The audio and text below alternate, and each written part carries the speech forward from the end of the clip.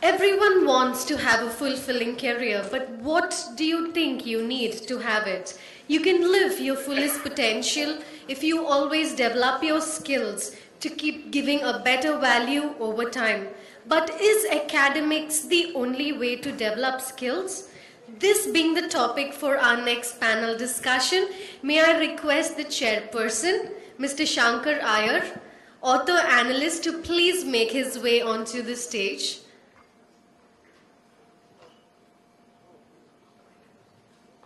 I would like to invite on stage our panelists, the monarch of Indian fashion, Mr. J. Valaya, Designer-Curator-Photographer, Ms. Manju Bhatia, Co-Managing Director Vasuli, Ms. Shvetha Jaishankar, Entrepreneur, and Mr. Nikhil Nagpal, Executive Chef, ITC Hotels.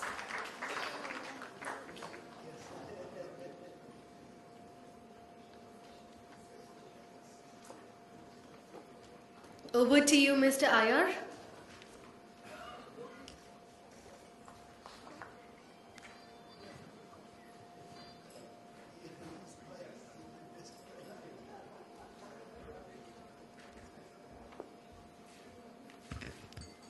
Morning, everybody.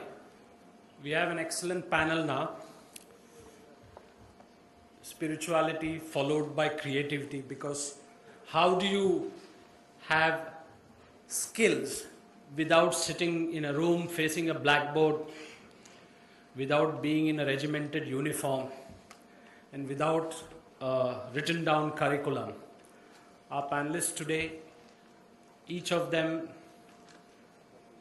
have come to this podium with ideas. And unlike the other sessions, we are going to have a conversation. And the idea is to explore how one can enrich one's skills, even as you are in your day-to-day life, in your job, in your creativity. So I'm going to stand here and do this because I feel a little awkward sitting there and sort of moving that. So I'll start with, sorry? Well, I'm vegetarian, so I don't know about that. So I'll start with you, JJ.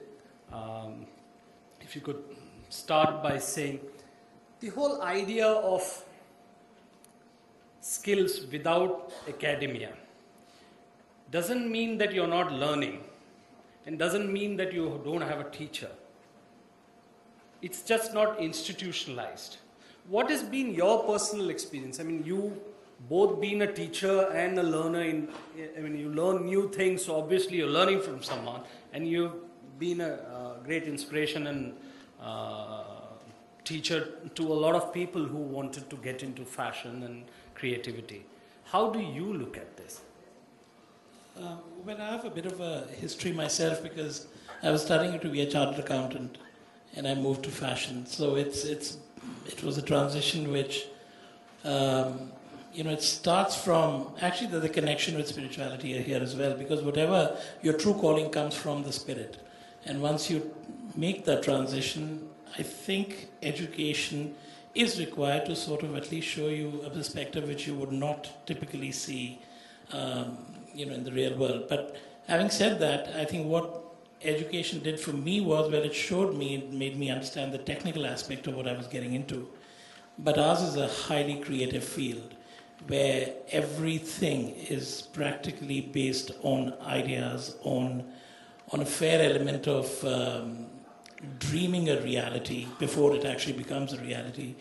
And so I think, yes, I would give credibility to education, because it gives you comfort and a sort of language which you can speak professionally amongst your peers. But if you want excellence, it really comes from within. And there's a completely different spin on that. Creativity is about imagination, and that's a skill. How do you teach, or how do you learn to imagine? I don't think it can be taught, to be quite honestly. There's something which It's either there or it's not there. It can be honed, it can be fine-tuned, it can evolve, but it can't be born. Creativity is not born out of education. I mean, there's no comparison there. But you may have it, and it may be discovered and therefore pampered. So I think once you've sort of been through the routine of education and understanding what you want to get into, it's really letting the horses run wild and following your heart and a fair amount of fearlessness, because I think people who live in a controlled environment and want to do things which are right and which should be done are the ones who don't really evolve. It's the one who take the risks, who want to do things which perhaps people are afraid to do, which eventually get people to places. Yeah.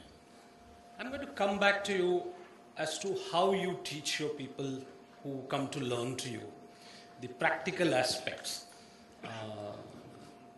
What you just said now is the intrinsic stuff and the kind of gurudom to it. But I'm going to move to Nikhil first. You're like JJ in a domain where you look at raw materials and create something that everybody desires. I mean, being an executive chef, the whole idea is to sort of allure by smell, by looks, by taste. So these are skills which are partly you learn the basics, and then there is the out of the box or imaginative stuff. In your own experience, how have you learned and how do you impart these skills to your people? I mean, obviously I'm not talking about being in a catering college or a hotel management institute or a super chef institute. How do you do this? Can this be done if somebody comes to you, or if one of your assistants wants, who is not really chef material in the quote-unquote regimented way, but has the ambition, the desire? How do you impart these skills? As JJ very rightly said, that creativity is something which you're not born with. You are born with, and it cannot be taught. So similarly, that goes around in the kitchen and the life of the chefs as well. So there are some chefs who are really skilled. These are the chefs who are master chefs. They prepare good food. They are able to bring out good flavors in the food.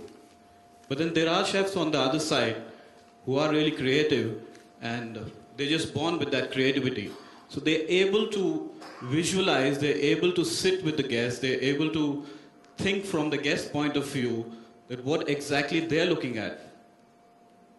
So that's how there are chefs who are able to give skill to the food, and there are chefs who are able to give the creativity to the food. So how did you learn to look and recognize what the person across the table wants? I'll give you an example. Sometime back, there's an organization here who came to us, and they wanted to do a spring-summer menu. So a spring-summer menu usually would have a lot of light food, a lot of food with colors. So usually not everyone would be able to create a menu according to that. So what we came up with is a menu with a lot of flowers, a lot of colors on the plate, and that's how you usually create a menu which would suit a particular guest. Now we have two very different kinds of, or two similar kinds of entrepreneurship, courageous entrepreneurship. Shvetha, Jaishankar, I wanted to bring you into the discussion. Our question today is academics the only way to develop skills? What's your first take on that? Well, to indulge in a bit of semantics, I looked up dictionary.com, and one of the definitions of academics is actually something that is not practical or useful, whereas the definition of skill is something that, you know, with practice and aptitude, you develop in order to excel or be good at something. So I think therein lies the proverbial bridge that we are all trying to cross, right, between academics and skills. There is, when you say such and such is a merely academic question, you're kind of referring to it as a redundant question, right? So having said that, I think, although I do agree with what JJ has said and Nikhil has said in terms of creativity, I think we're underestimating the role that academics play, because it gives you a framework of some sort of structure with which you can develop your skills. So they kind of go hand in hand. Having said that, if one had to choose, I believe, between the two, if you had to choose between the two, I would say skills takes you further in many spaces. I mean, today, whether it's the creative line, or whether it's entrepreneurship, or whether very recently when I was redoing my apartment, I happened to chat with my electrician who rewired the whole place. And I said, "What did you study?" He said, "I didn't study anything. I came here from Kanchivaram to be a mechanic, but I didn't get a slot. So I just joined up with a bunch of people who were electricians and I learned on the job." So I'm hoping that, you know, I don't have a fire very soon in the house, but that's what it is, you know. He's an excellent electrician. He's learned for the last 2 years, and just based on skills, no academic grounding whatsoever. So I would say that would be my first stake. I mean, you know, academics have served me well, but I would say that I've learned more from my mistakes and from certain choices, which I would say would translate to skill. So all of you sort of say that there is a basic framework on which you can build the story of skills. So are we to understand that you must learn first what is useless to become useful? I mean, how does this work? Well, yes and no. I think when we're talking about academics, we're talking about schooling as well, right? Mm-hmm. So I can't imagine a life without having gone to school, because there's so much that I learned, maybe in the classroom, maybe outside the classroom, you know, things like people dynamics or thinking, judgment, which you can't just learn as an apprentice, definitely. So I don't know how much of that is useful or how much of that is, you know, useless. It's too easy to dismiss, but definitely later on in life, I mean, you can't just, even if you're, say, a doctor, where it's a very, very specialized skill. I don't know too many, I wouldn't want to go to a doctor who hasn't studied, who's just practiced, right? But having said that, it's something that you become better at as you know, do what you're doing. So I would say that academics is essential, but I would say skills are more important, if I had to choose. So I'm going to come back to all three of you as to the skills that you picked up outside the academic, the four walls, blackboard regimen. But basic idea is, I mean, the basic thinking is that you've got to learn, know a few basic things, reading, writing, arithmetic, if you want to make money, even if it doesn't bring you happiness. So you got to have those skills and then you build on it. We have with us Manju Bhatia. She's an unusual entrepreneur. And yesterday she was telling me she started when she was 16 years old. And I don't know whether it's legal to be an entrepreneur when you're still not an adult, but that's hugely courageous. And obviously you have not gone through any academic process to set up your business. She is one of India's new business entrepreneurs. She's the MD of Vasuli, which is a recovery agency. So how did you process your skills? I mean, this is not a skill that's taught in any school or college in that sense. So obviously there are some building blocks. You need to know the law, and you need to know your arithmetic to know what is to be recovered. But how did you catch up on this idea, and how did you learn your skills? When I was 16, I was pursuing my 12th board CBSE examinations. And we had huge gaps between the examination papers. So right then I was prepared that after 12th I don't want to land up with the formal education degrees and all. I want to work. I want to learn business. Of course I pursued my academics, but this is when I realized that okay, I wanted to be in my element. I wanted to do something that I love to do. And I started appearing for interviews right when I was 16 years old. When I used to go for interviews in companies, I used to see people, the candidates sitting with ties and collars and, all formally suited. And I was a little girl out there. So there were instances when I used to run away. I used to see the candidates and I came out of I actually ran away from the places to see my own competition. But then still I didn't give up. I wanted to work right since then. And I started learning business. And what I feel is that we first have to be in our element. We should be doing what we love to do. And that's how I discovered, when I started working, I discovered my talent. My talent was to learn business and to be a good businesswoman. Actually, many of us don't know what we are capable of. So we conclude that we do not have any talents. But being born as a human being, we come with a kit. We come with the power of imagination, power of thoughts, power of language, our own natural talents and capacities. So once we discover our talent, I think only then we can hone our skills and refine our skills. Academics played a very little role. Of course, it helped me in comprehension of my skills, in comprehension of law. It helped me refine my skills. It broadens the horizon of our mind. But academics only cannot create our skills. We need to discover our talents and then acquire skills. So that's how I started. So what was the first recovery? How did you make it and what was the amount? Actually, this was of a very high-profile, influential person in Indore. I was born and brought up at Indore, and I thought of... He was one of the finest ministers in Indore, and when we got the case from State Bank of India, we were shocked that how come such a petty amount is, being defaulted. So I thought that there is some catch, there's something more than meets the eye. So I thought, why not I myself personally meet and understand the reason of the default. So I tried to seek an appointment. I tried to seek an appointment. I met the minister, and I realized that he wasn't even aware of such a default because usually there are debit instructions in the bank.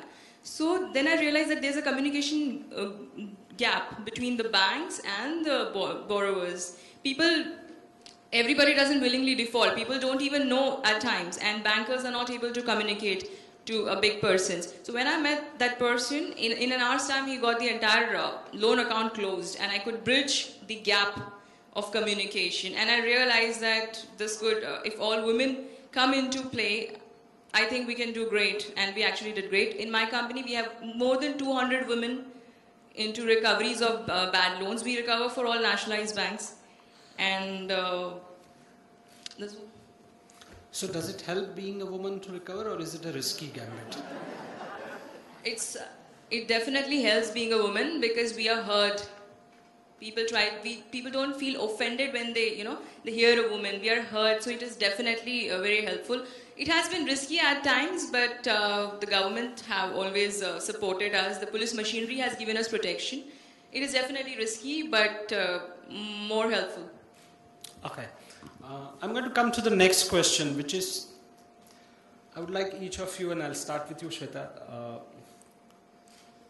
one skill or two skills that you picked up post-academy and that you think can be learnt without going to a school, college, institute, and which is not useless, very useful.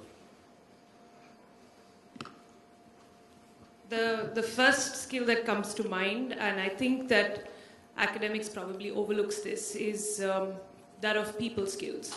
Because obviously, like I did an MBA from the Indian School of Business, and we didn't touch upon HR at all. In fact, HR had sort of bad strategies or some such very cool sounding, subjects. Whereas HR seemed like a soft skill, but I think it's one of the most important skills if you are in an organization, cultural differences in a country like ours, or if you are starting a business. And so that is a skill that I had to learn sometimes the hard way, to try and put yourself in another person's shoes, dealing with their problems. After all, people spend inordinate amount of time at their jobs. So that is one skill I would say I had to learn post, but it would have been nice to, have it as a discussion while we were studying. I don't know how much of it can really be learned academically, but it's overlooked. And the other is, I think, as His Holiness touched upon towards the end of his speech, that philosophy, philosophy of life. We talk about serious structure, mathematics, grades, etc. But maybe it's expecting too much from education to also, how to make one happy. I mean, maybe we're expecting too much out of education. But at the end of the day, I think, we're running ahead with the times, with materialism and all of that. And philosophy is something, an adjustment that you make as you go along. Maybe out of failures, you have to readjust your mind on what is important, priorities. These are things that, or I would say roughly translate to maybe critical thinking. That is something that, again, is very useful, which I've had to learn, post-study. So when you say philosophy, you actually, what I'm trying to understand this is that you say how to sort of learn to stumble, fall, get up, work your way around the circumstances. Yeah, I think disappointments, and we think overtly in the form of maybe grades and judgments based on how well you do, whether it's in sports, medals, things like that, right? And life is not like that. Life is,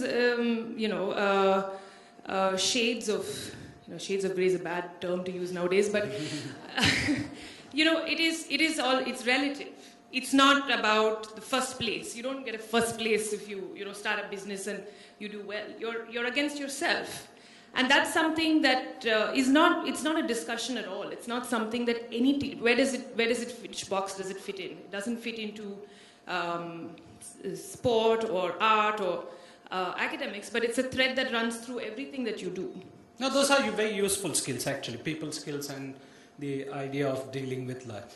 Now, Shweta spoke about people skills, and in your area, people skills are very important and have a double connotation in the sense that how you deal with people and the skills that those artisans and all have. And a big elephant in design and creativity is ego. So how do you acquire the skill? Obviously, no school is going to teach you how to deal with when an artisan comes and tells you, hey Jay, this stuff doesn't look good, or this cut is wrong, or this color is all wrong, or this fabric, whatever. I'm just sort of making things simpler, but the hurdle meter there. Yeah, and ego is fragile, which is the most important thing, of course. It's very true that in the creative field especially, there's eccentricity, there's egoism to a large extent. I think eventually the secret, like anywhere else, lies in working as a team. And that invariably, if you have a good sort of rapport and a very open mind, things fall into place. But that's perils of the trade. You learn to deal with it as you go along. I just want to, since your original question was actually something else, so I had something in my mind. Now 23 years in fashion, somewhere along the line, you start getting interest in art and photography. And this is really for all the younger students here. Because a few years ago, I did a standalone photography exhibition. At the same time, I printed a coffee table book to go with it. The exhibition became a huge success. I have no formal training in photography. It was critically acclaimed at various places. The works have found their way into private museums around the world. It was my first show. And when I was speaking to a lot of prolific photographers who actually came for the show, and nearly all of them came and told me one thing, and especially actually one person told me one thing, which I think is very relevant to a young mind. So they said, well, we're very impressed that you've taken a book out with your first show, because we've been in this for 40 years and we still are thinking about the first book. I did it out of impulse, out of sort of a belief in myself. I still don't know how to operate a camera. I don't understand the buttons. I have no clue what aperture is and all those other things. So this photographer then added, it is actually what you've achieved. For us to achieve, we'll have to unlearn and come back to the purity of just visually looking at things and not understanding the technicalities of actually framing an image or doing it right, of lighting, of color. So what I'm trying to say is, a lot of times in life you have to unlearn to come out with something spectacular.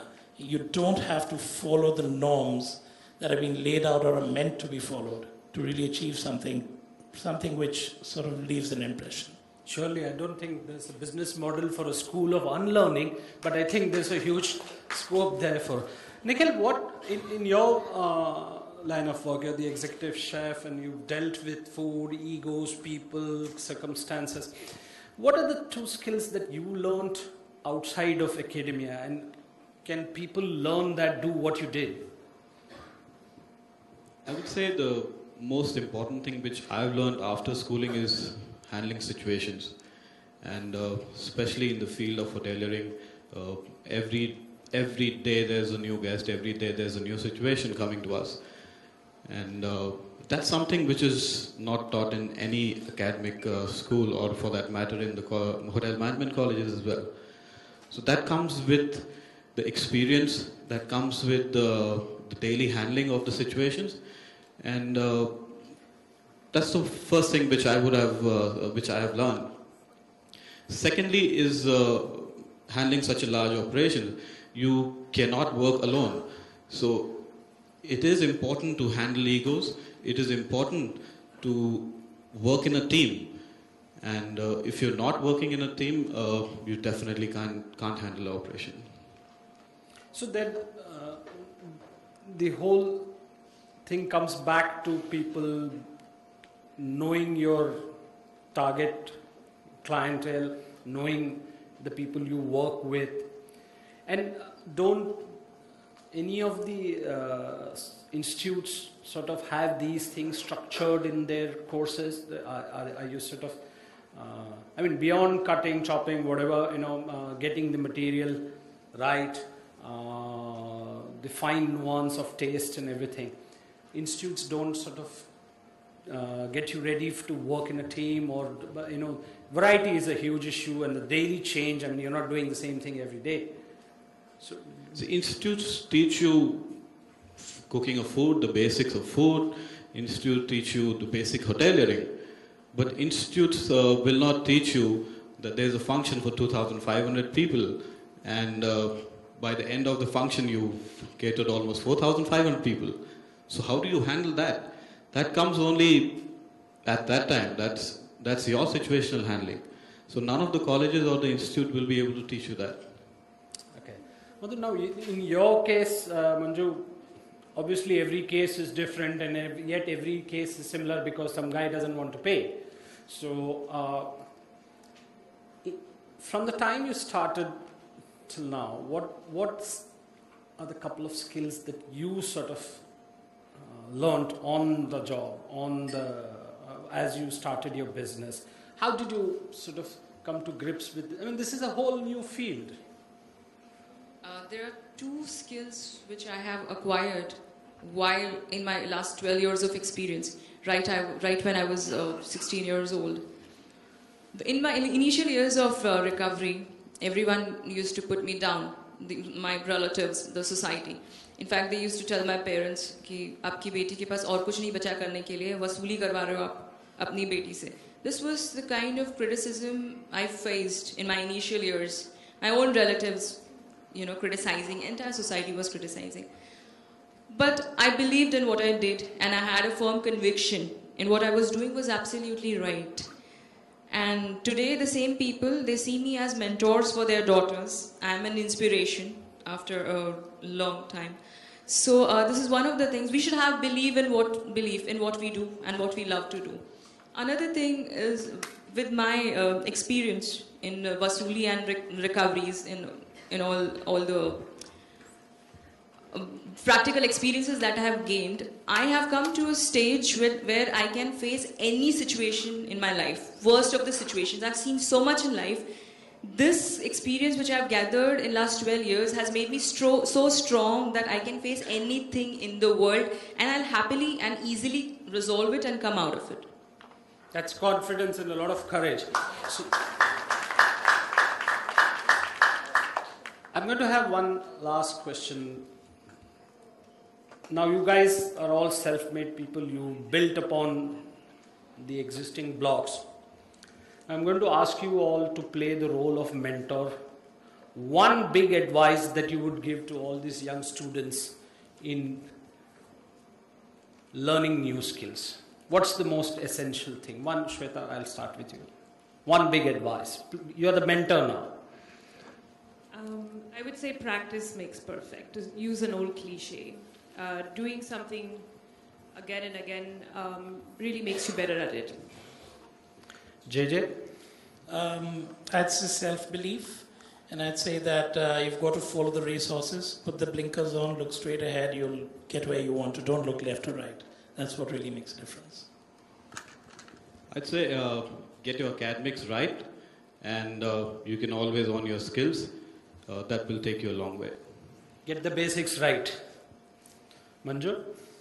I read about Michelangelo. He was asked how he created David. David is a big statue, 14 feet, 5 tons. So Michelangelo replied, I didn't create David, I just revealed it. The statue already existed in the stone. I just removed the bits. So what I feel that we all of us are not good at everything, but each one of us is good at something. We need to discover that something, that talent that is inherent in all of us, and we need to reveal that talent.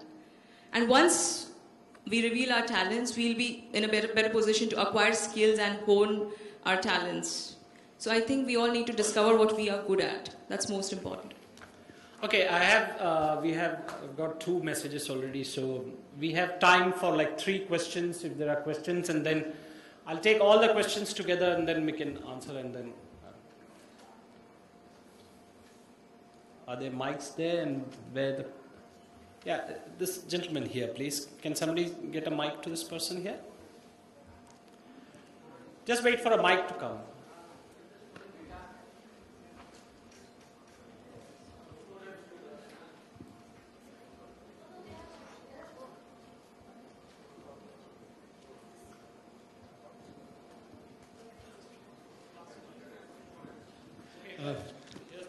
Yeah, thank you for the wonderful exposition. My basic tenet of doubt is that we always take pleasure in people working in corporate, they take pleasure in criticizing academia and vice versa, right?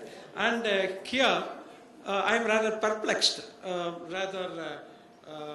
flabbergasted to know why you expect educational institutions where the students or whoever spends only 20 years or 21 years, out of that 5-6 years goes off, to deliver everything for the rest of the life, 80 years, 90 years. Why do you expect that? Is it not like a golden goose being what you call threatened? So in which case, if you expect everything from the academics, then what is the use of our own brain? Then you become a robot. Then you don't have an application of mind, critical thinking. Thank you. Now, the second question, that's a question basically, can education be a one-stop shop? Where's the second question?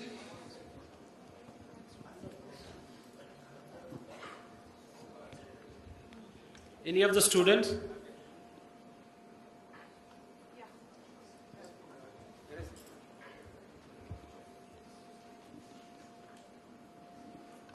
Yes.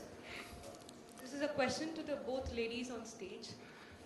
Can you give me one point that will make a woman on top, especially for women? Because on top, it is not an easy way to reach there for a woman. So I want that key point which will make women on top. Okay, we'll start with that. First, Shvetha, you take that question, and then Manju. How do you walk the talk and get there? I'm assuming that the question implies, this glass ceiling, or this, I don't know if that's what you mean. Do you mean that there are too many women leading organizations, or is that? No, she's basically wanting to know how to be a man in a man's world when you are in a woman.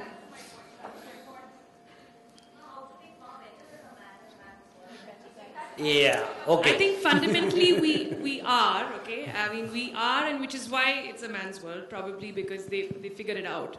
But jokes apart, I think, yes, it is. The reality is that it seems to be a man's world in many places. But in many places it's not either. So I think less emphasis on who one is, whether one is a woman or not, and more emphasis on what you want to do, and staying at it would get you there. So if there's somebody in either where you work or in your family that's reminding you constantly that you're a woman and therefore you can't do this or you shouldn't do this, ignore them. Manju? For a woman to be on top, I think most important is to follow your conviction and to stand against everyone who puts you down. If you have the capability to stand up against each one of that person and you follow your conviction, you will definitely reach on the top. One very famous example I'll give you of Malala, the Pakistani girl who fought from Pakistan, who fought for the right of education. She was shot in her head by the Pakistani terrorist. And today she is the daughter of United Nations. She followed her passion. So we don't have to stop, and we have to stand up against everybody who puts us down. And follow your conviction. So Nikhil and JJ, the gentleman there, asked, why make education or academia the one-stop shop? Really, we are not making that the one-stop shop, are we? I'm propagating unlearning, so certainly that question is not for me. So I think see, as I said, academics is the basics, so you need to get the basics right. So whatever 20 years you have spent in the college, that school and colleges, so that also develops you as an overall personality. So that maybe answers your question. Okay, actually what we've sort of figured out here is that in academia you learn, and life makes you unlearn a lot of things. And as Manju said, giving the Michelangelo example, that whether you create or reveal depends on the scope of learning or unlearning. Ladies and gentlemen, a big round of applause to the four people. This is a very difficult area to walk through because you're telling people to learn while not actually learning. And JJ, of course, great new business model, the School for Unlearning. Thank you very much.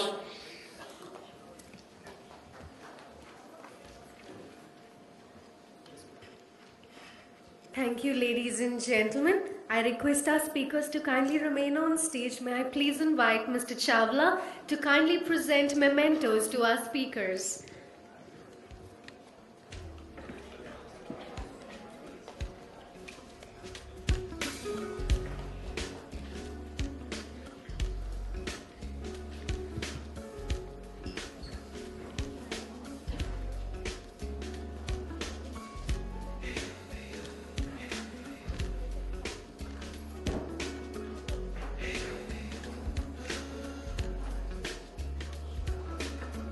Request you all to please step forward for a group photo opportunity.